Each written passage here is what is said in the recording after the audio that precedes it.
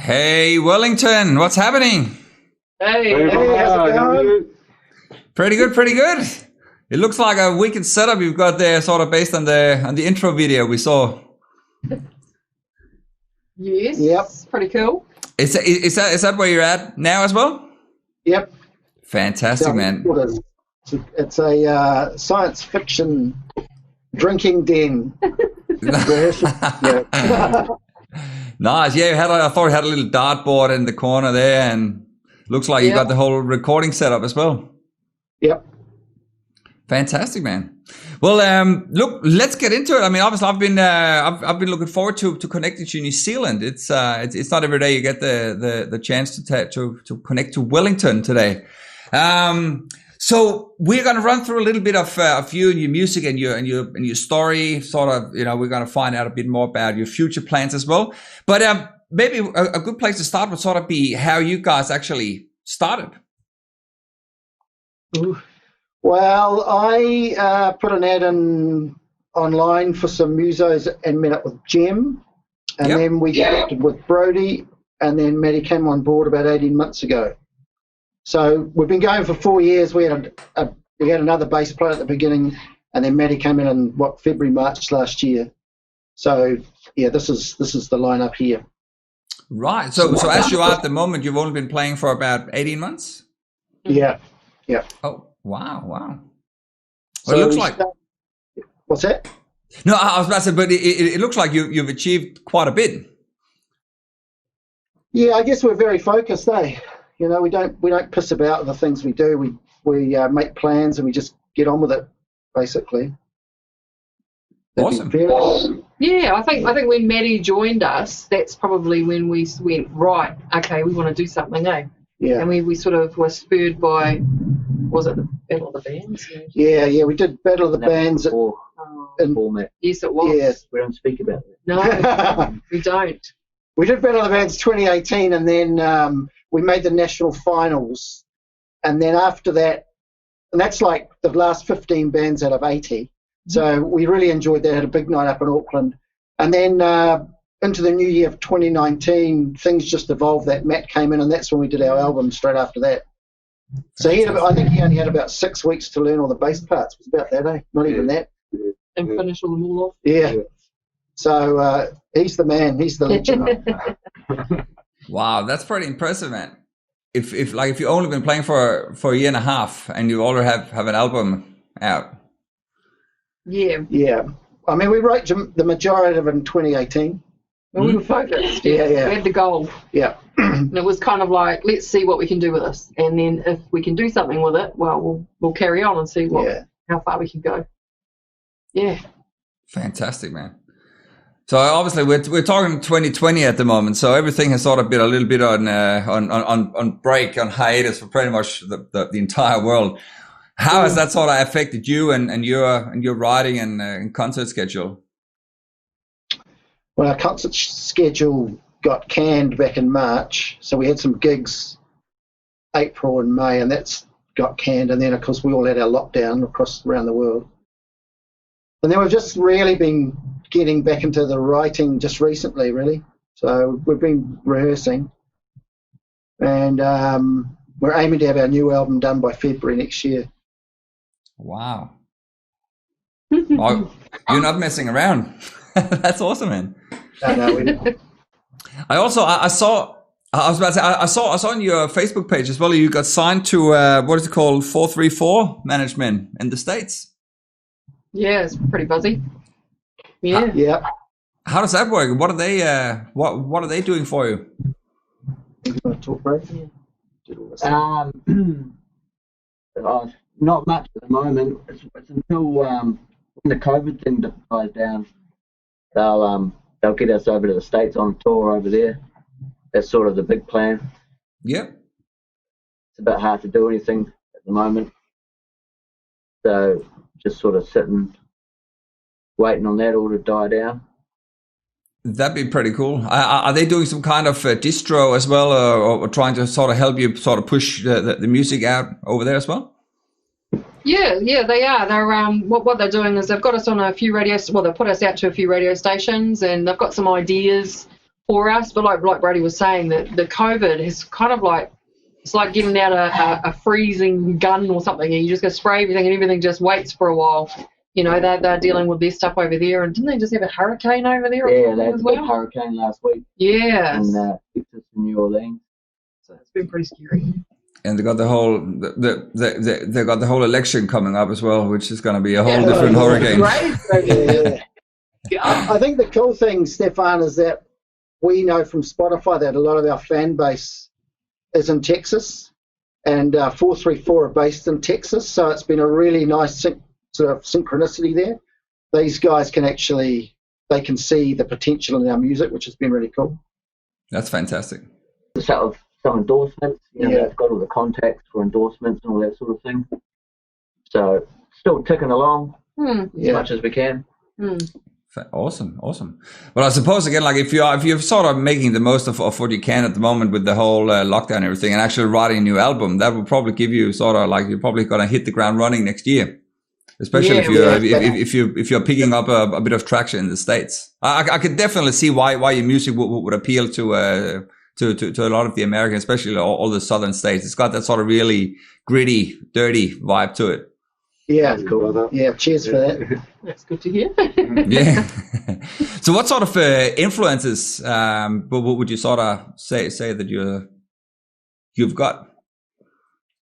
Wow, it's really eclectic. If you ask us all individually, we've all got different sort of who we like and what's inspired us. But together, it's interesting because as we've gotten together and we go through the writing process, generally it just starts off with maybe a guitar lick or a drum beat or something, and then it just sort of builds from there. So we're not actually aiming to write in anything in particular. It just happens, and that's kind of it's the best way to explain it. It's kind of just a big mix of it all coming together and creating the sound that you're hearing. And I think there's little bits in there that are influenced by each of us. So like Brody to me is fantastic at coming up with some really cool guitar solos and little bits and pieces, and there's bits there where he can play something and it's almost to me like I've got someone else singing along with me, and it makes me go somewhere where I might not necessarily have thought of going. And so same with these guys over here. It's just really hard. I mean, you'd say what Maddie said, these guys have taught me some stuff, like they're going, have you heard of this band? Have you heard of that? Oh, what? No. Where have I been, but that's because I probably lean over this way, like blues and that sort of thing and the jazz. This one here likes the blues, but he's also into the rock, and you've got these guys here, they do like the blues and rock, but they're right into the rock, and it sort of all comes together and just makes the sound that is us. Yeah. It's probably the hardest thing because, a lot of people say to us, who do you sound like? Or if you were going to play, like a big gig, who would you play with? And we're kind of like, wow, who would we play with? There's a few people like AC/DC, like you got AC/DC t-shirt on there. It's one of our faves, because they've got that rock sort of with underlying blues to it as well. But there's, it's really hard to say who's influenced us as such. I think we're all influenced by everybody. Yeah. Sorry, I tend to rabble on a wee bit, No, that's great. And again, it's pretty cool, obviously, when you have multiple sort of inputs, as you say, like if you're all listening to different bands and influenced by different bands, and you're writing the songs as a whole as well, it sort of gives it this really organic mix of a lot of different ingredients. But yeah, like the intro sound, the intro song has this really, really cool vibe to it. So I can definitely see what you mean, especially with the whole guitar solo and all that as well. Yeah. I guess it's, for us, we like things to be raw. We like it to be quite raw and organic. Like we don't use a lot of effects. Like Jem doesn't use, when we record, we don't use any auto-tune. It's just us playing. What you hear on our record is us playing with the mix and the mastering. That's it. And that's the way we want to keep it. So all those bands that have done that over the years, the old blues guys were raw and straight and basic, Pantera, Lynyrd Skynyrd, ZZ Top. It's kind of like that, amalgamated into us. And it comes out as sort of we think it's like a primal stomp. That's how we feel it. It just comes out like that. So I've got to just comment on that one. You're saying Lynyrd Skynyrd and Pantera. That's like East and West to me, anyway. Yeah, like but Pantera is this thrash metal. They're both southern rock bands there, Stefano. They're both from the south of America. That's Absolutely. Right across, it's very broad. Yeah. If you would probably sit here and rattle off so many artists and bands between us. Yeah. Yeah. But we don't say, oh, we've got to write a song that sounds like Motorhead, or we're going to write a song like Pantera. As Jem says, we just get together, start with a riff, and it just builds, and whatever comes out that we're happy with. And sometimes that's in a couple of weeks, and sometimes it's a year. Until we're happy with the song, it doesn't get, that we keep working on it. Yeah, awesome. Yeah, and the other thing is it's got to have groove, and it's also, if it sounds like anything else we've written, it gets dumped. So it's got to be different to what we've already done. Wow, that sounds like a potentially very big challenge to make sure you have all of that sort of gridded in. Yeah, we're our worst critic. That's for sure. Yeah. I mean. And so, in regards to sort of influence, I'm just sort of trying to go back to the whole Pantera thing again. So Pantera, to me, sort of based on some of the other songs that you guys have on your online, like both on YouTube and on the other platforms, is obviously like a lot more sort of extreme. Like especially, I'm predominantly talking about vocals here as well. Is that something that you would potentially lean up against in the future, like to try and do something a bit more thrashy? No, I would say with the Pantera thing, they were always a groove. They were the groove metal band, so they always had that groove in it, and I guess that's what we're trying to capture. But they might have been a bit more extreme. But deep down, they were always blues. But it's the groove, I think, that we've got in common with them. And obviously, there's a pretty big legacy on guitar there as well. Oh yeah, the greatest. That's the connection too. Yeah, what, sorry? Dimebag's, that's the connection as well. Dimebag's is one of our heroes. Absolutely, he's a massive metal legend for sure. And Vinny on drums as well. True. Yep. I grew up on Pantera as well. Like some of my favorite albums. Oh, yeah. Massive, man. But so in regards to we sort of covered a little bit on the overall writing process. So you're saying like you are doing most of it as a band and sort of develops from there. How about when you record? How does that work? It's pretty much one take. Jam it out. Yeah, the guys hook themselves up, they play, and I go and there's a little box over here, and I listen to what they're playing and put the vocals over it. It's not like Brody goes off and does a solo and does that until he's captured it the way he wants it to. It's very much in one take. That's pretty much our style, is to just try and capture it, and that's why we've said with that album, it's very raw, and it's just, that's all it is. We haven't spent a lot of time fluffing around with it. The That's so cool.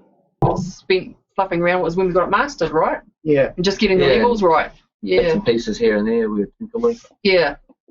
I mean, we were really well rehearsed when we came to recording last year. Like, we've been working really hard. So we only did 3 takes of each song, and then usually the first one was a warm up, and then we'd record the 3, but usually it was the second or the third take that we'd keep. But some of them we only did once. I think Master 11 was the first take, I think, from memory. That was we just laid that down and nailed it. So, yeah, it's just works really well for us to do it like that. And that was the only one I think that we spent some time on it, because on that one I did a little bit of backing vocals, but it was just a little bit of harmony in the background, just to pull it out a wee bit, just to try that out. But it's not genuinely what we do. We don't put a lot of backing vocals or anything like that. It's just, its preference is that if you listen to that and you come and see us play live, you will get that same sound, or even better, because we've gotten even better. Nice. That's the goal. So when you're recording, do you also sing live? So do you also put the vocals in live? Yeah. Wow. So that's sort of, the guys are hooked up out here, and I'm in the little box with my microphone all plugged in. So Yeah. So we were all playing at the same time. And you record it all yourself? Yeah, this fella here sussed it all out. Love it. Yeah. That is so cool. That's the way to go, man. And that's again, like I've had so many conversations with bands in the past, you know, say, oh no, we got to go into all these fancy studios. And I'm like, you're going to put yourself in massive debt up front. Yeah. And if you actually have, and even if you don't have the recording facilities, but if you just, you know, you can look up, you know, spend a couple of weeks looking up tutorials on YouTube and learn how to track yourself. And then by the time you have it, because by the time you know it, it's like riding a bike. Then you can do it over and over and over again. And from what I could sort of see in the intro video and where you are now, it looks like you've got a pretty sweet setup there. So again, it also allows you to really like hone your skills. And as you said, like you can rehearse, like you can record your rehearsals and you know, find out what works that way as well. It's such a productive way of working. So it's really, really cool to hear you're doing that. Well, I'm super impressed by the fact that you sing vocals live as well. Because usually you would still record the songs, and then you know you add a couple of layers on top, and generally like vocals would be done post recording. I can't lie. I think if someone said to us, right, we'll give you this massive record deal, and you can go away, and we're going to pay for you to just stick yourself in the studio for I don't know 2 months. We'd probably, you know, muck around and have a go at it, but it's not essentially what we want to do because we all work. We're all busy working. This here is our passion. It's our release. You know, aside from family and all that sort of stuff, this is our thing. And so coming in and being able to do it all ourselves as much as we can, keeping it as real as we can, is pretty cool. I mean, it's a buzz. It's a buzz to listen back on it and go, yeah, man, we did that. We did pretty much all of that. Yeah, it is. Yeah. No, I love it. So how did you, does any of you have any sort of experience in recording? Is that something you sort of developed as a part of that passion? A lot of YouTube. Yeah, that's it. That's the way.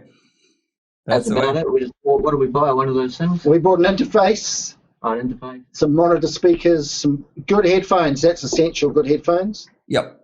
But I think we also, in the recording process, we just embraced, you know, drum bleed and all that sort of stuff. Because if you look back the way the Beatles did it, or Zeppelin, or The Who, they're all in the same room, except they've got some screens up.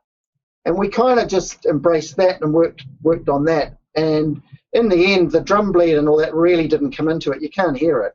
Because when you go to mix and master it, you can get rid of a lot of that crap straight out. You can get a lot of it out. Yeah, and a lot of people, they just want that pure, they track the drums and that takes bloody days, and then they put the bass. I think you lose that energy, and I think that's something that's in our album is it's like a live energy, you can kind of feel it. Well, that's what we've been told, but I can kind of hear it like in the opening track in my head. That's really balls to the wall stuff, you know, and you can tell that's live. I don't think you'd get a feel like that if you did it separately. Yeah. I think it's something that suits your genre of music very well, because it doesn't have to be 100%. Like it can be a little bit sort of rough around the edges and all that. But obviously some other genres, like again, like if you're playing some crazy gent or metalcore and stuff like that almost has to be done in layers, because it has to be so like with absolute mathematical precision almost, and it's very, very difficult to achieve that if you are doing that live. But then it really benefits your sound as well. So I don't think the whole bleed as a general, like in regards to drums and guitars and stuff, for that to go into each other, I don't think that matters as such, as long as you obviously have a little bit of idea of what you're doing, so you still can control it in the mixing phase. Exactly. What about the mixing and the mastering? Are you guys doing that as well, or is that something that you outsource? Yeah, so the mastering was Yeah, we mixed it as much as we could ourselves, like tied it up a bit, and then we sent it to the studio dude, and he mixed and mastered it essentially. Yeah, he could see the direction that, you know, what we wanted. We did all that ourselves, and then he just made it a bit more crisp. And because I think too, because we'd never done it before, so it was all a learning curve. And the one thing that you worry about is, and with us it was like, people are going to listen to this on their phone, people are going to listen to this on their laptop, and other people are going to listen to the headphones. So that's the bit we don't, this is our first time doing this. You're going to make sure you just get those levels right. Because you don't want to blow people's ears off, and they're listening to it, and then hear it on another one. So that's the only thing, I suppose, that we weren't ready to sort of tackle. And that's why we outsourced the mastering side of it, eh? Yeah. Just that final bit. Anyway. Eh? I like doing that stuff anyway. Yeah. That's also that's also something that I've sort of seen again from experience, that a lot of people find it extremely daunting to having to mix their own stuff, because you're usually so perfectionist about it that it's going to be really hard to actually finish it. Yeah. And also like the actual like the practical side of things. Like it is a craft, it is a trade, it is something that takes a long time to get really, really good at. And especially these days, with you can do everything online, it's something that is quite inexpensive to actually get some top shelf people to mix it at a very, very good price. The most expensive and sort of long time consuming process is the tracking. So the fact that you guys can do that yourself is phenomenal. What did we do? We did it in 3 days, eh? Yeah, 3 days. 3 days. That is crazy, man. Especially because you have everything there. But wow, hats off. That's so impressive. You can do a whole album in 3 days, man. Yeah, as I said before, we're really well rehearsed. We worked our asses off. But the mixing, we had reference tracks that we wanted to, you get your drum sound or your guitar sound or whatever. You have those tracks that you listen to, but you're not going to get that clarity that you get in a $100,000 recording studio, budget. But I think we did pretty well to get the clarity. We got the sound we wanted anyway, because that big sound is how we sound on stage, and that's what we wanted. We want a big live sound. So, yeah, I feel that we've captured it really well. Cool. Well, again, as I said before, I don't necessarily think that, again, like the sound that you have, I don't think it will improve that much actually going into like $100,000 or $1 million studio, because again, like the main feel to the songs, like you've captured that. So again, for a different genre, maybe you need, again, that sort of surgical precision, or like you need that really, really crisp, clear, new, fancy sound. But yes, sometimes going into a really expensive studio can actually almost ruin your sound. But like back in the early days with my old band, we kind of had that happening. Like we went into a studio that we could afford at the time and recorded an EP. Then we got signed to a major label, and they gave us like a $50,000 recording budget, and we went into this fancy high-end studio, and that completely destroyed our sound. Like we came out sounding like super polished and super commercial, and that was not what we sounded like live. So again, it had that sort of disconnect. So I think in many ways the fact that you can do it yourself is a massive plus. Because again, it also gives you an understanding of sort of the actual sound that you want to portray. And then again, as you mentioned, by the time you send it over to someone that can mix it, you can then add your reference points to it. So yeah, we want to sound a little bit like Lynyrd Skynyrd, AC/DC, Pantera, whatever it is. And then they can sort of perfect it and send it back to you. But so how did the whole the whole mixing process? So you mentioned you sent it over to some guy that was also, was he also the one mastering it? So I'm keen to sort of hear like what made you choose this guy and how that the working process was to do that remotely. We had I've done some about 10 years ago I was in a covers band. We did a demo through this guy Mike Gibson in Wellington. And he's pretty well known, I think, in New Zealand. He's a bit of a studio legend. So I knew him through the last demo. So I contacted him, and then we just sent him the music, told him the sound we were looking at, and he tweaked it, sent it back. And then if we didn't like it or wanted some changes, he was pretty collaborative. I mean, he's super busy, so sometimes it took a while to get the stuff back, but the end result was pretty good. We're very happy with it. So that's basically, Brody did a lot of the mixing himself, or we'd sit down together as a band and mix it to get the initial mix that we're happy, but then Mike finished it off really. Yeah, then I'd send him over my shitty mix. It wasn't that bad. And then all the individual tracks, and he would go for what we did and then just make it better. Fantastic, man. Oh, that's so cool to hear, man. In regards to just what we're talking about, recording and doing albums and stuff, what's your thoughts on like the current climate now, where you release an album, you have a lot of people that are talking about releasing EPs, and you got some that sort of swear by doing singles. It's a very interesting conversation to have because it varies so much depending on who you're talking to. But what's your opinion on the whole music industry at the moment with regards to singles, EPs, or albums?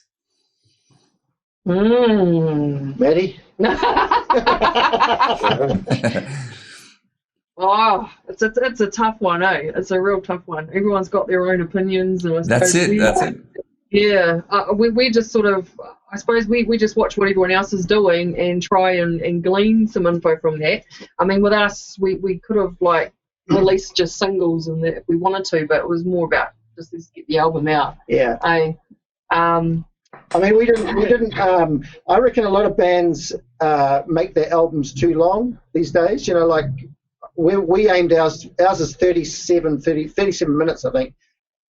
I think 40 minutes. You know, in the 70s and 80s, albums were 40 minutes because of records, of vinyl. They had to fit on vinyl. And that's basically a standard normal person's attention span. So we kind of stuck to that. And we talked about that, because we looked at Appetite for Destruction, I think it was 51 minutes. And then, you know, there's some albums that were going over an hour, which for me, personally, that I lose my attention for that. So we aim for around the 40-minute mark. But what we've done is we initially dropped 4 songs on Spotify, and then we've just dropped the next song every couple of months. Like we've got one coming out on the 4th. We've drip fed it. So some bands have dropped, as you say, they put a single out every 3 months with a big hoopla about it. But we did 4, and then we've just dropped singles every now and again. So we actually haven't finished releasing the whole album yet, and we did it a year ago. So we're nearly there, but if people want it, they've got to buy it off our website. That's the strategy, I think. Yeah, clever. I'd actually, I've got that written down as well, because that's something, again, I love to talk to bands about, sort of how you want to sort of try and monetize it or try and treat the band as a business. So really, really interesting strategy there, sort of about, you know, you have it already, but you're only going to give people a little bit at a time. So try and tell me a bit more about that strategy, or any other sort of ideas that you have for doing like the band as a business. All right, Brady, you're the businessman. This man's got business acumen to burn. Fantastic. Well, there's something like 40,000 songs being uploaded on Spotify every day. So the aim of the game is to be you're not uploading songs relatively often, you get lost. You can't just release an album once every 2 years and then expect to be remembered, you know, by the time your next album comes out. So by drip feeding it, was it's good because you can always promote something every couple of months and keep on everybody's mind. But you know, we've got almost 3,000 email addresses as well by giving away a free single. Oh, that's right. Yeah. So we've got an email book there. You know, you can talk to people without having Facebook tell you who you can talk to. So you can run promotions and stuff at the back end, what people can't see at the front end. I guess that's what we did differently. Trying to connect with them more deeper with emails and stuff, rather than here's our Spotify link, you know, listen to it. Right. I think, again, emails is very underrated these days, because everybody's sort of focusing on what you can see, as you mentioned yourself, like what you see on the surface, like on your social platforms and all that. But emails absolutely is like the fact you can direct target people at any time without any algorithm changing or anything on Spotify or different platforms as well. So is that something that you've sort of specialized is that something you specialize in within the band? So you're the recording and the marketing guy? He's our guru. He is. Yeah. Clever.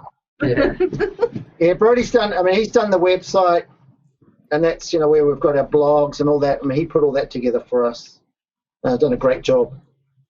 And the social media, we try and share it around a bit, but it's quite hard to come up with creative ideas. Keep that ticking over. Can be for sure, yeah. I think that's something that most bands sort of struggle with a bit, because again, it's so hard to keep being keep being creative, keep putting content out as well. And again, it costs money and takes time. And if you do too much of it, people unfollow you. So you've got to be really careful you don't bombard them.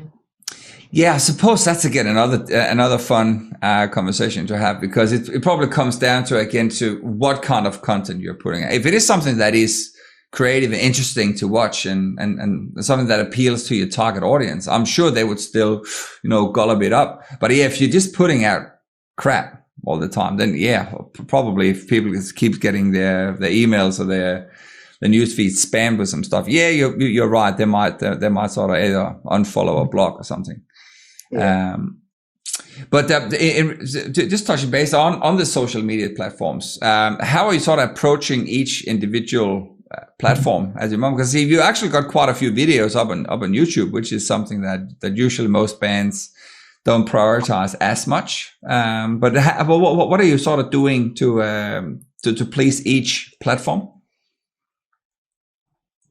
Wow. I mean, it's still figuring it out. Yeah. I mean, I'm a big. For me, YouTube is that's where I go. I mean, I watch heaps of bootlegs, and concerts on YouTube. So to me, I think YouTube's really important. Yep. But we've got to keep all the others ticking over, and Instagram.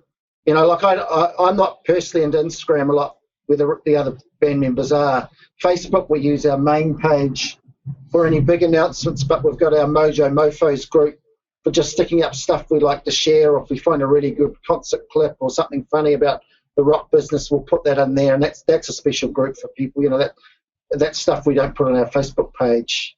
That's quite a good one. That one. I mean, that's slowly growing, but there's more of a personal connection there. So people, when they post on there, they'll generally get in touch with us, so we'll reply.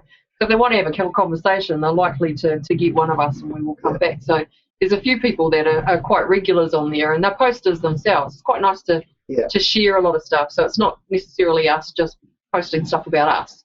It's about what we might be listening to, especially this one. He's listening to music all the bloody time. And so when he's at home on a Friday or whatever and having a drink, you'll generally see, this is what he's listening to at the moment. He's posted it on there. But that's kind of nice, that personal aspect of that page. So is that a little closed Facebook group that you got for fans? Yeah, pretty much. Yeah, awesome. And I think it's got nearly 300 members, so it's not huge, but people put some really good stuff up there, obscure stuff that links you to new bands you may not have heard of. And that's really cool. And that's what I try and do. I try and dig out some obscure bands I like. Oh, this band's really cool. They're not around anymore, but you might share a clip. But no, that works really well. But we've got our website obviously for our marketing and our merchandise, and the main Facebook page, and then Instagram, Spotify. What else is there? The Mojo Mofos group. So we've got a lot on the go, but they've all got their own special job. Yeah, and we're still trying to figure out what to do. We're just in trial and error. Yeah. I must admit it's super impressive to hear what you've accomplished in only 18 months. Like, again, it sounds like you've got a very, very well-oiled little business there. Especially, if you've got connecting to, so 434 management in the States, you've got your first album out, you're writing the second, you've got, like, again, the Facebook group is something that a lot of people don't think about either. But it's such very, very powerful tool as well. And like all the video stuff, like you've really done a lot and very organized as well. That's really impressive. Are you thinking about potentially trying to make this like more than just what it is at the moment? We would love to be able to quit our jobs. Yeah. It would be the ultimate. And I think most bands out there that are, making their music, that would be their ultimate goal, is to be able to survive off what you can make out of music. But we're all realists as well. Yeah. And I suppose that's probably, it's really cool hearing what you're saying, because that is just giving us good feedback to say we're obviously doing something good and we're doing it right.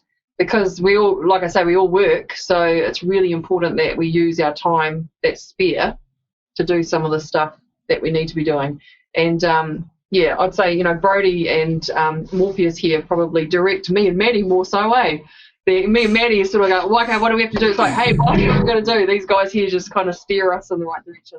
But I know that it would be nice one day to have someone else doing that. So Brody can just continue making awesome guitar solos instead of worrying about the admin stuff, That would be nice. That would be our present to Brody if we could do that. Yeah. But again, like I said, like 18 months is very impressive. Like I said, I've spoken to bands that have been around for longer than that who hasn't even released anything. And here you are, and you've done a lot more than that. Like you obviously have an album, but you also you have a website, which is something that a lot of, I understand the whole website again is another fun conversation to have, because again, some people say, oh, is it important? Is it not? Well, it certainly doesn't hurt to have, that's for sure. But other than that, like the fact that you are so well set up again with your little recording den or drinking den, party den, there is so cool to see, and that again will instantly be allow you to escalate a lot quicker, because you have you have your gear set up. You can go down, record, exactly rehearse, right. and all that. Yeah, exactly. Don't have to lug everything around. And that's the thing. We're really lucky that it's at Jem's place, and that it's sort of away from other houses. So the residents can hear us, and they put up with the noise. In fact, they've given us good feedback. They like it. They like band nights because they like the music, which is just so cool. But that's the community that Jem lives in. That's what they like. They're real loyal. So we're very fortunate, but we do work bloody hard at this, and that's really all I can say to other bands is, how much do you want it? That's it. It's you just got to have the attitude, Yeah. and not let anything get in your way, not let anything slow you down. And that's like the four of us are all on the same page, and we very rarely. We can only miss band practice if something comes up with our families that we've got to cover, or we're sick, and that's basically it. Mm. And otherwise, you got to be here. You're here, and you get on with it, and that's. Yeah. So you use your day job to make sure the family's okay, and then other than that, it's music. Yeah. So how much? I have to ask, how much do you want it? I want it so bad. I just want to not have to work and just do this would be brilliant. Far out. You're a long time dead, and you're going to make the most of the time that you can. So I think too, Stefan, you got to have the right chemistry in your band for it to be successful. That's everything. That's key. We're really tight as people. We're very loyal to each other, and I know that if we went touring together, we'd have a bloody ball. Yeah. In fact, I would get up to all sorts of trouble. But good stuff, everyone, good stuff. And that's the thing. You've got to have the right mix, and I think we've got the right mix too. When it comes to anything we do, we've always got Jem she's always the devil's advocate, comes from a different angle. Matty always comes up from his angle, Brody his, mine from mine, and everyone listens to each other, and I think that's really important about how much do you want it. You've got to have respect for each other, which is what we've got. I can honestly say too, though, that if this never went anywhere, I'm happy that I get to meet up with these guys twice a week and do this here. That would, as long as I have that, I'm happy. Yeah. Whatever progresses from there will be sweet as and a bonus, eh? But as a music, it doesn't just happen. That's bullshit. You got to make it happen. Yeah, absolutely. And again, like your foundation is so strong, especially because you get along. That is, as you mentioned as well, that is the most important thing. That's the biggest band breaker. That's the main reason why people split up. That's why people get a divorce too. Like you grow apart. It's like you are in a 4-way relationship.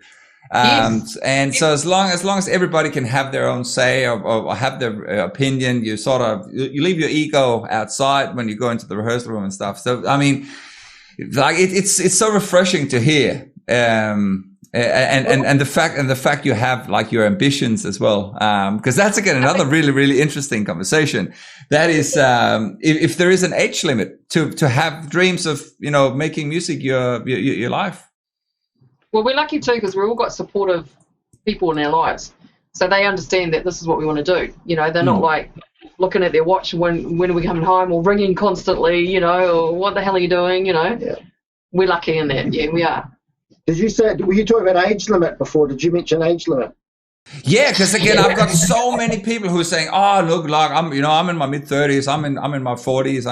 It's like, it's not like we're early 20s anymore. It's like, look, that doesn't matter. Like all the music that people are listening to these days, the vast majority, you're listening to it. You aren't watching it, and even if you were, would it make a difference if the music is great? If the music is something that you can resonate with? I couldn't care less how old people are and what they look like. It's like that's so secondary. It's if you like what you hear, then that's the most important part. Well, I've got Lemmy used to say that if you think you're too old to rock and roll, then you are. And I like that. And that is the attitude. But I was having a few bourbons on Friday night watching the Rolling Stones from the Bigger Bang tour. It was a fantastic show, and like they were in their 60s at that show, I think. Doesn't matter.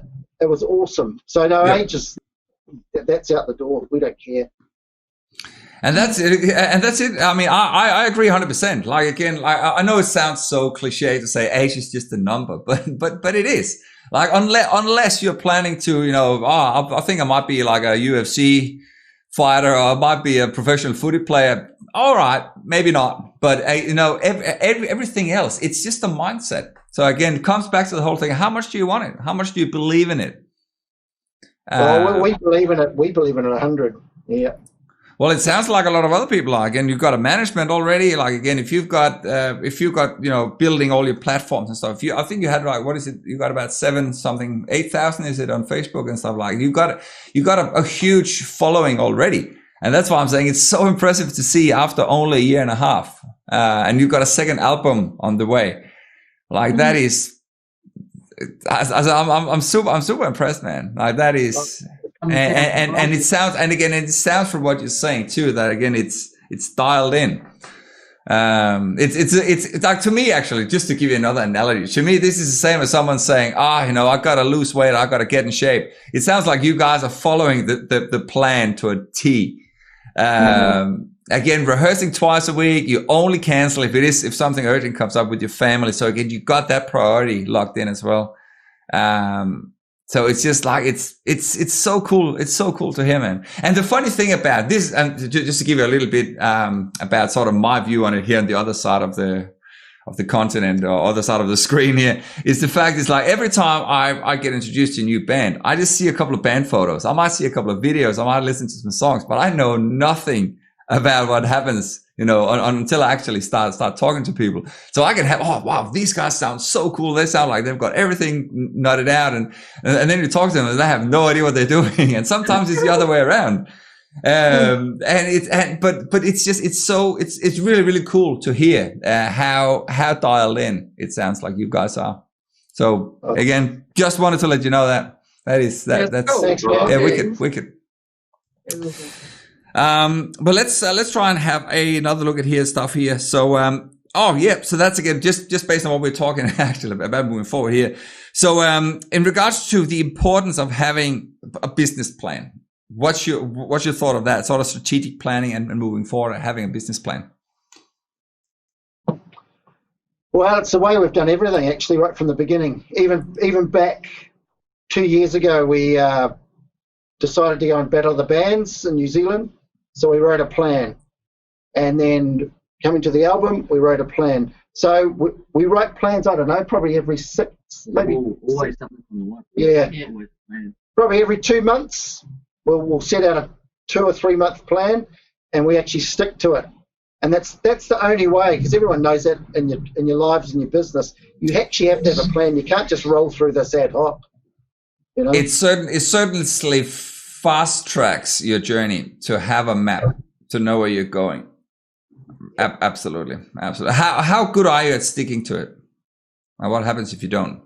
Pretty good. Yeah, we're pretty good. It's only when things like COVID-19 came out that scuppered early this year. But then when that happened, we knew we were going into lockdown. So we met up in the band room. I think the night before we had to go into what was level 4 in New Zealand. We couldn't hang out. And we made a plan.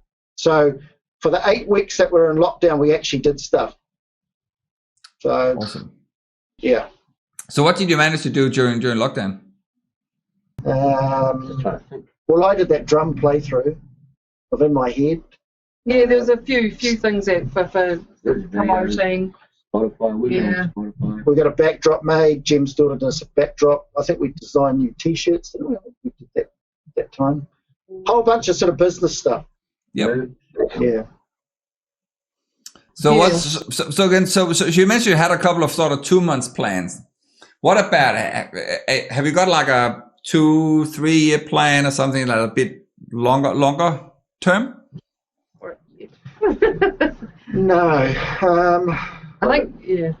Touring in the States is probably the next big thing, but that's kind of not up to us, depending on COVID. So that was going to be sort of winter next year. Yeah. Summer in America. It's probably the furthest out. Yeah, that's probably the furthest. So far. That would be pretty cool, hey? Fun. Yeah. And how would that work with like jobs and other commitments? Would you be all right to take 4 or 5, however many weeks it would be to go over there on a little holiday? Yeah. Absolutely. Yeah. Yeah, we've got that plan. That's our goal. Yeah. That again would be another very, very funny or very interesting or motivating business plan to write out. So again, to say, how are you going to plan out that tour? Well, I've already done a little bit on it already, just to see how much it's going to cost for accommodation and flights and things, just so we've got a ballpark figure to work towards. Yep. And that's what you've got to do, is you just got to plan ahead all the time. Absolutely. Yeah. Absolutely. Would there be any grants or anything you could apply for, or would it be self-funded to a certain extent? It depends. Yeah. Like you say, we've got the goal. The starting point is here. We've got a couple of things in the pipeline that we're working towards that will make that difference. So it will just be, we've got a bit of time to get to that point. But one of the things that we need to tick off is the new album, eh? Yeah. So that's one of the goals that we have. That we right. Yeah. Yeah, to get to that point. So that would hopefully be what we would be doing while we're on tour, is the second album promotion. Yeah. Mm. Tell me a bit more about the whole second album. How's that going? Yeah, I mean, we're still in the writing. The thing is we've probably got a few songs all on the go. So it's a matter of when we get together at the moment, because of this COVID sort of stuff, we've sort of just got back into the swing of it, and then there's a little bit of okay, what's going on now? So you sort of stand back a wee bit. But each time we get together, it's probably working on the one that you feel needs to be worked on, and then going through the usual, the set that we already have to keep that all fresh and make sure that that's ticking over, which kind of leads into what new stuff we're working on at the moment. So Brody's been repairing because he's had a bit of surgery, so that's kind of made us go sit back a wee bit and concentrating on him healing more than anything, so he gets back to his fine self. And then then we get back into working on those new songs that we've got quite a few little riffs and quite a few little things out there. It's just letting it grow, it's not like try not to force it so much. Yep. And in regards to the process, you're gonna approach it similar to the first album, so you're planning on recording it yourself? I think so, right? Yeah. We're gonna record it ourselves, and then we've actually, through our management company, going to put the mixes to a guy in New Orleans, and he's going to do the mixing and mastering for us. It's a slightly different approach this time, but And is that something that they have organized for you? So they found this particular guy that would suit you, and yeah. Excellent. How did this deal happen to begin with? Did they approach you, or were you approaching people? I seen them, and then I think I just started a conversation with them, and then they said, "Oh, what do you do? Like, are you in a band? Send us some of your shit," and they liked it. Fantastic. Another point here. So again, I asked you sort of what sort of topics that would be fun to go through, and again, and something you brought up, which again is something I don't actually talk a lot to bands about, is the actual gear that you guys are using, and you sort of mentioned that you guys went to some vintage stuff. That would be fun to sort of to touch base on. Yep. Yeah, I use vintage gear. So my main gigging kit's a Ludwig Vistalite, like a big blue John Bonham job. So it's a 1975, and the kit I've got here is a mid 80s Tama, because I find the new gear doesn't last, and I just like the old stuff. You get the big drum sound that I like. What sort of Tama kit is it? I'm a Tama man myself. Well, it's an old Swing Star, but you wouldn't know, with the Zola coat, and it's I got a big 24-inch bass drum there, so it knocks you into next week. I don't think I've ever played a 24-inch, man. Yeah, you'll never go back once you do. I could imagine that'd be pretty punchy. The bass drum on the albums are 24/16, so that tells you the volume. It's it's the fullness of sound you get out of it. Yep. Well, I used to have an old Superstar. I think I actually still have that at my mom's house back in Denmark. And then at the moment I've got a Star Classic Exotics. Oh, yeah. So yeah, but very different sound. It's a Bubinga kit, so it's got a very sort of different, deep, but very sort of full-bodied sound. Yeah. But anyway, so we can try and go off here. So again, I can't even remember where we were up to when we lost connection, because I think you were talking about something. It might have been sort of in regards to the. I think we were sort of talking about the plans of the second album. That was. Oh yeah. That we're gonna try and go through, connecting up with 434 management in the States and all that. But look, all of that sounds super interesting, man, and super motivating. I think that's every band's dream, is to go on a big tour overseas. Oh yeah, I think we're talking about the fact that you said that you had done a little bit of a budget or something. You were sort of trying to get Yeah, we've been told that we won't make any money on the first tour. Basically, that sounds very standard. Yeah. And our manager Paul and Derek have been very honest with us, and they're really good guys. They're genuine, and they've got a plan for us. But basically, the first tour we've just got to have to finance it ourselves. Just see how it goes. So, and obviously make a bit of money back off your merchandise, and see how it goes. But it's the same as, again, if you have a business, like it's the same as you just investing. Well, I suppose you're not even investing, but you're investing your time obviously into it, to grow it. To grow, you've got to meet a lot of new fans. You've got to, which is a really beautiful thing about it, is you're going to hopefully have a lot of really cool memories. You've got to see a lot of really cool sights, and again, sort of come home with one experience richer, in that regard there. But yeah, absolutely, very few bands make any money. If like very few bands even break even on the first tour. Exactly. So again, it is just something. It's something you just got to do for the experience. It'll mature you as well. It'll make you a lot tighter, again, because it's such a complex tour schedule. Like usually, I don't know sort of how it would work in regards to what they've been talking about. But if you go over there for, say, 4 weeks, and you might be playing 20 odd shows, so it's usually sort of pretty full on. Yeah. But that's all something you guys are ready to attack. Yes. Why wouldn't you want to do that? I mean, hell, that's just sounds awesome to me. I know. It's so good. 5 gigs in 4 weeks, that'd just be brilliant.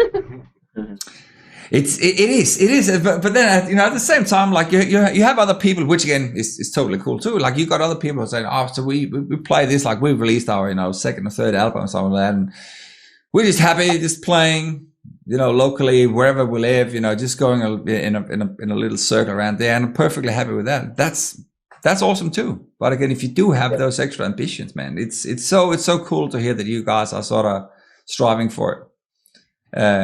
And I love the small business plans, the little 2 months plans there. It makes it a lot more achievable as well. Yeah, exactly.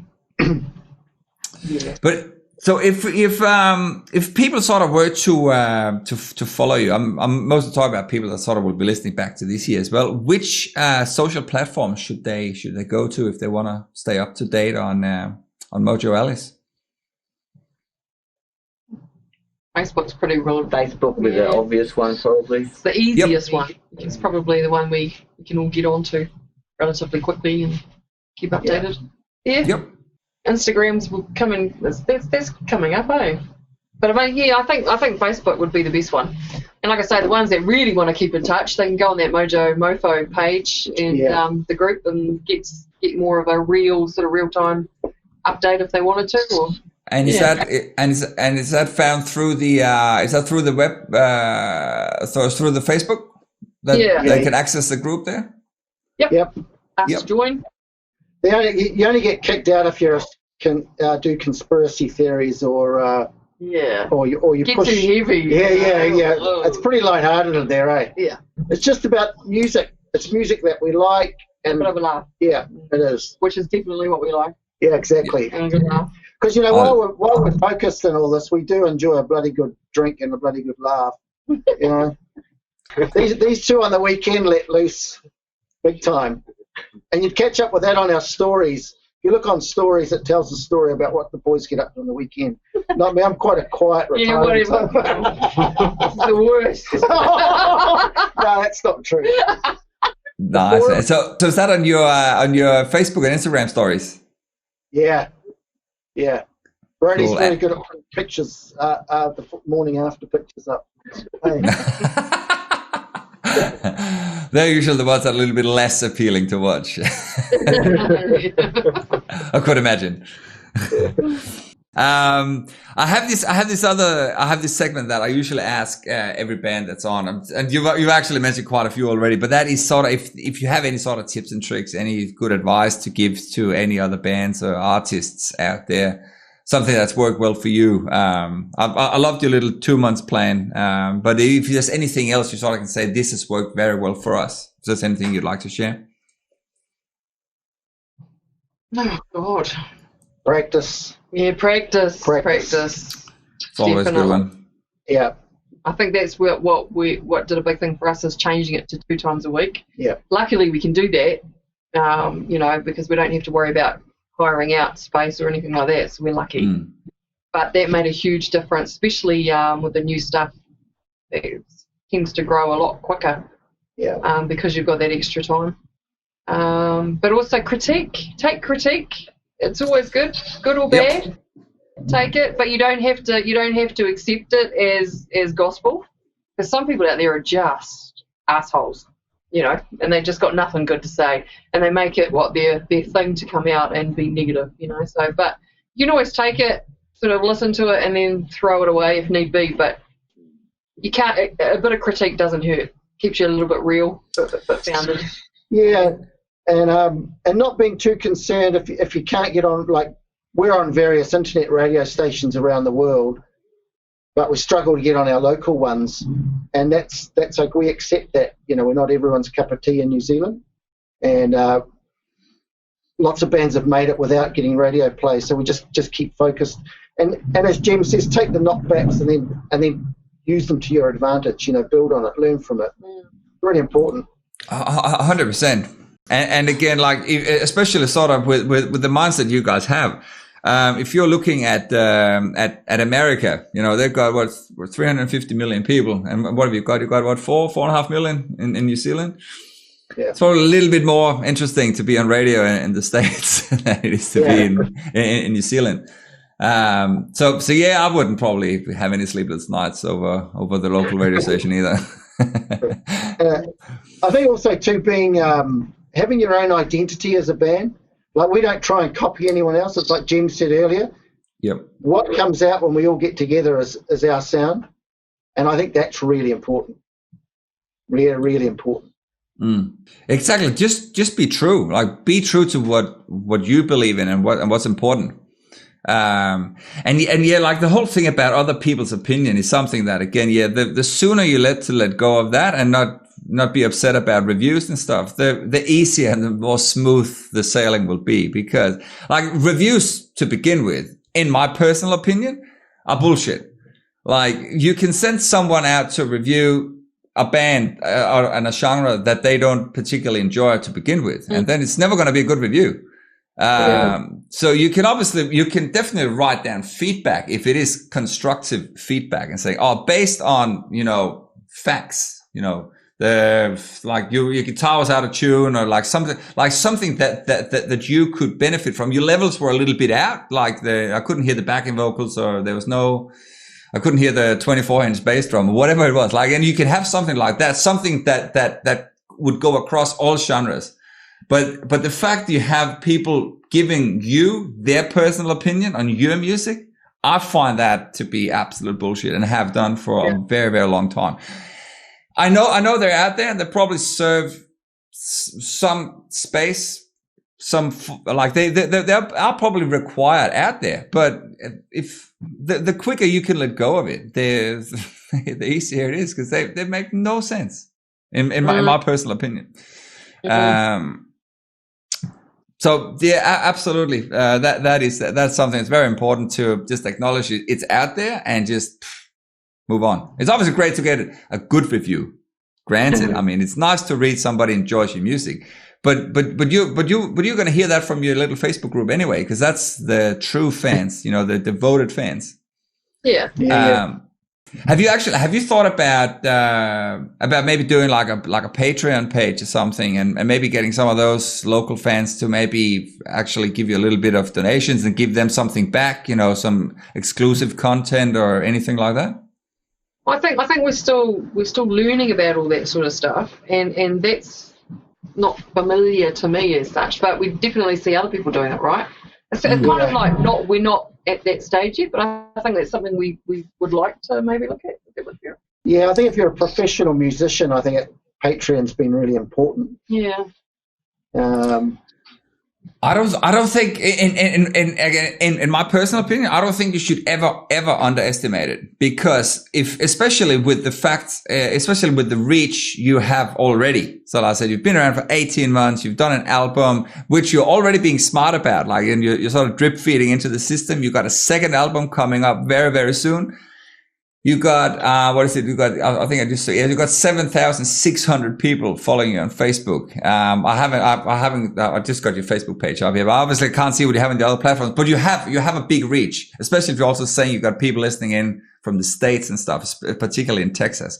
All of that, again, it doesn't matter if you have 7,000, if you got 700, but the fact is you have content, good content, and you're writing new content. If I was a diehard fan, if I was a part of the 300 that was in your little Facebook group, I will guarantee you 100% there'll be maybe 5 or 10% of those 300 people that would sign up to your Patreon page, knowing that you would give them a little snippet of a new song, like a month before it's released, or all those, like some of the same stuff you're putting out on stories. If you're putting that out to this little tight group, and all they have to do is give you $3 a month or $1 per month, it's nothing. But it helps you out greatly. Imagine if you had all those 300, you said, can you give us $1 each? That's $300 recurring income. You know what I mean? Yeah. And you're writing a new album. Imagine as a fan, how cool that is to be a part of. If you take photos and you got all that, like you've got the intro video we just saw was a perfect proof of the fact that you filmed you recording a song. Imagine if that song was only on Patreon, And that way you can advertise that on your Facebook page. You can say, guys, by the way, we just released this brand new song for just $1 per month. You can follow us record the brand new album, or $3 a month. If you're going to pay $1, you'll pay $3 as well. Let's be honest. So it's more the fact that you have that tool there. Yeah. And whether, and again, guys, whether it's $1 from 300 people or $3 from 100 people, the end result is the same. All I'm saying is just, it's something where a little bit over time will go a long way. And again, as a band, makes a difference. It also, it allows you to connect, to get an even deeper connection with people, because you are now, you're now feeding them with stuff that they, I suppose technically they're paying for, but it's more like a tip jar. You know what I mean? Yeah. It's more like, because if you have to give someone $1, you know, like there's nothing you can buy for $1 when you're in a band. But again, if you've got 1,000 people giving you $1, all of a sudden that makes a massive difference to you. You know, that'll pay for drumsticks and, you know, it'll partially cover. If you start that now and you were going to the States in a year, that'll probably pay for some of the flight tickets or the accommodation or something, printing merchandise once you get there. You know what I mean? And one thing is 100% sure. If you don't have it, you're not going to get that extra income. And it's the same as having a website. It's awesome to have. If you don't have it, that's fine too. But in this case, it gives you that extra avenue of connecting to your fans. And you are, and the reason why I'm putting out to you guys are onto it. So again, I would have no doubt that if we had this conversation in 6 months, you'll probably have it up and running. You'd probably have a pretty decent Patreon base as well. Well, we'll have it. You've given us some food for thought there, so we'll have a chat, because we've got some good rehearsal video we could put on there. Absolutely, but the thing is, you have this set up already. Like, you have a rehearsal space. You're meeting twice per week. Imagine if you just, during the first 10 minutes or 5 minutes of every second rehearsal or every second week or something like that, you just do a little clip. Thanks guys so much for following us and blah, blah. Really appreciate it. But something that's only available to those people. You can also, this is again just another thing, I'm just thinking out loud now. You can also live stream inside the Patreon platform. So again, you can connect people to come over to your Patreon page and saying, everybody who's on, I don't know how familiar you are with it, but you have multiple tiers. So whatever tiers you're on, whatever commitment, whatever subscription you have, gives you more advantages. So you might say, if you're on a $5 per month tier, every 2 weeks, we'll do a little 15-minute live stream, do a couple of Q's and A's. If you don't have enough Patreon people on there, it could be something else. You know, you release a little snippet of you playing one of the songs from the old album. You're just jamming that and you release that up and say, hey guys, thanks so much. Really appreciate it. But you have that, you have that exclusive Patreon content. Sweet. That's awesome.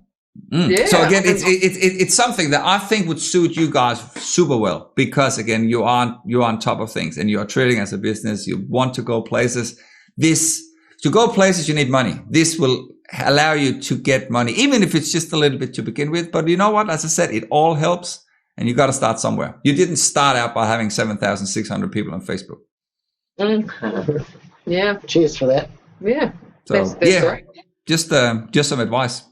Throw that the other way as well. Oh, it's so good. That's excellent. Yeah. And again, so in regards to throwing something together as a video, it's so easy to do from the looks of it, because again, like I said, you've done it already. Like you have those jamming videos, playthroughs, anything like that. That's awesome.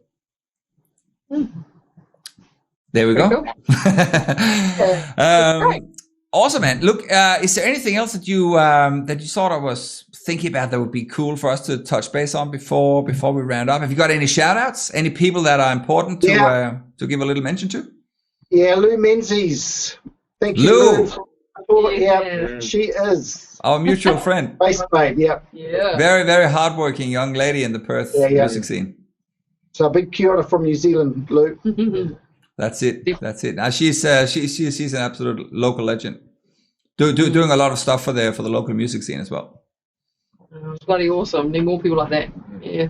Yeah, Brody lived in Perth for a while. Oh, you were there for about 5 years, weren't you? Yeah. Oh wow. How long ago was that?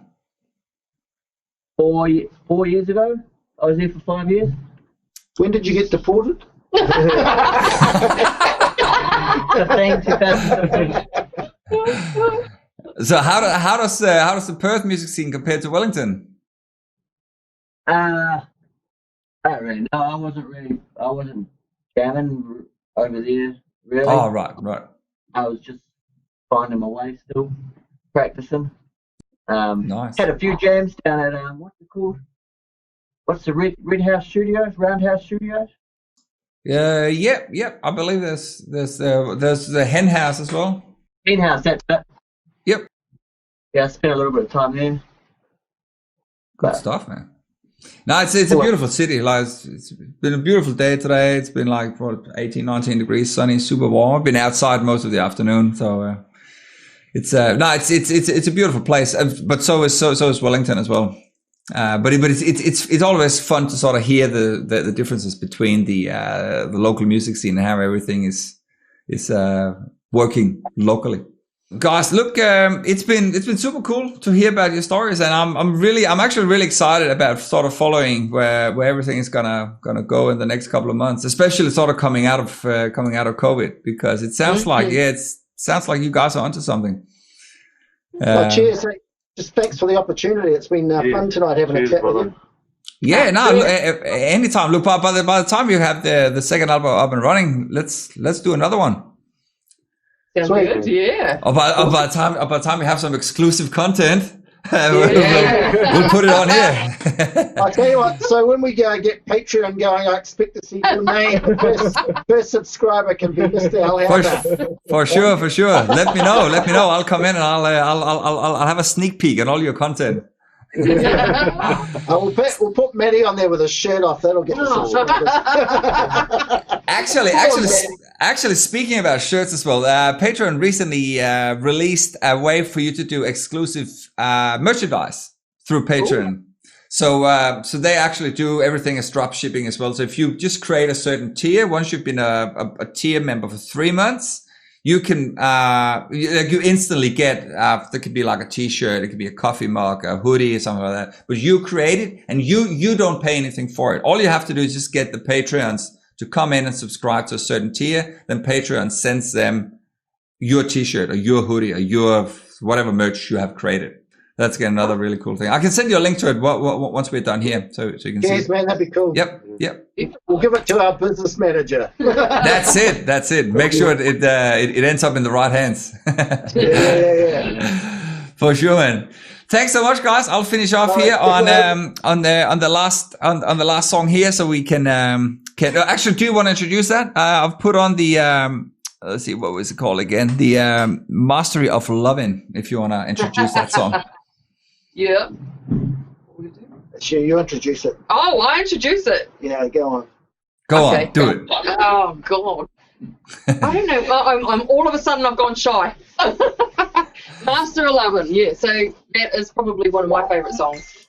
So yeah, I hope you enjoy it. Is that what I got to say? Yeah. Yeah. Cool. Yeah, Day of the Dead. It's a. Do you want me to tell you what it's about, or what? If you won't mind, yeah. If it's got a cool story, man, I'd love to hear it.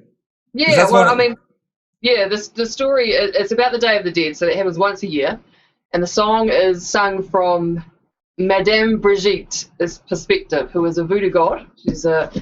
She's singing to her lover boy, Baron LaCroix, and so yeah, it's all about the one day or one night of the year that they meet up. They don't have to do their godly duties and get to just smoke some cigars and drink some rum and get it on. That's what it's about. Awesome, man. That's again another really cool thing about sort of creating content is something that I find very interesting. It's actually hear people's stories about the songs that they write. Because often you just hear a song and oh yeah, that sounded great, but you never really get into the lyrics part of it.